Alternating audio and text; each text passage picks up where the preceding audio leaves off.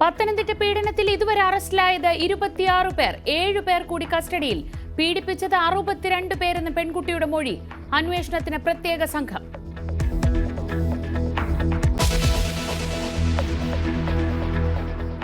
Honey റോസിനെ അധിക്ഷേപിച്ചെന്ന പരാതിയിൽ രാഹുൽ ഈശ്വറിനെതിരെ അന്വേഷണം. കേസെടുക്കാൻ പോലീസ് നിയമോപദേശം തേടി. മുൻകൂർ ജാമ്യം തേടി രാഹുൽ ഈശ്വർ.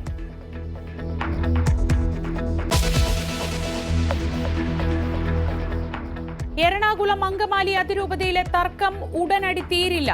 മാർപ്പാപ്പയുടെ തീരുമാനം മാറ്റുന്നത് അസാധ്യമെന്ന് മാർ പാംപ്ലാനി. മാർപ്പാപ്പ തീരുമാനം പ്രഖ്യാപിച്ചു കഴിഞ്ഞാൽ അത് അന്തിമ തീരുമാനമാണ്. അതുകൊണ്ട് ആ വിഷയത്തിൽ പിന്നോക്കം പോകുന്ന സാഹചര്യം ഇല്ല എന്നുള്ളത് എല്ലാ സഹോദരങ്ങളും സ്നേഹബുദ്ധിയാ മനസ്സിലാക്കുക. ചർച്ചയ്ക്ക് പാംപ്ലാനി നേരിട്ട് വരണമെന്ന അൽമായ മുന്നേറ്റം.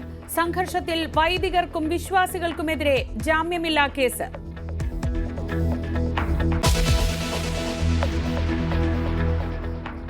ഓർത്തഡോക്സ് യാക്കോബായ സഭാ തർക്കത്തിൽ സർക്കാർ ഇടപെടൽ.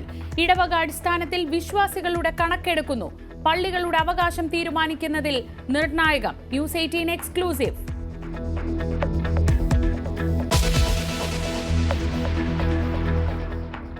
ആർ നാസർ ആലപ്പുഴ CPM ജില്ലാ സെക്രട്ടറിയായി തുടരും.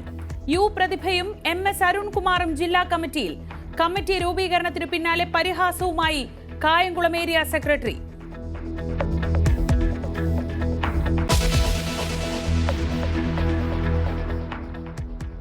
ശബരിമല മകരവിളക്കിനൊരുങ്ങി. നിയന്ത്രണങ്ങൾ നിലവിൽ വന്നു. സുരക്ഷ ഉറപ്പാക്കാൻ സന്നിധാനത്ത് 5000-ലേറെ പോലീസുകാർ.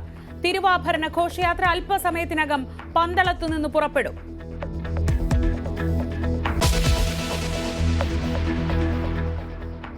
ബഹിരാകാശത്തെ ഉപഗ്രഹ ഡോക്കിംഗ് ഇന്നും നടന്നില്ല. ഉപഗ്രഹങ്ങളെ അടുപ്പിച്ച ശേഷം അകലം വീണ്ടും കൂട്ടി. വിലയിരുത്തിയ ശേഷം ഡോക്കിംഗ് നടത്തുമെന്ന് ISRO.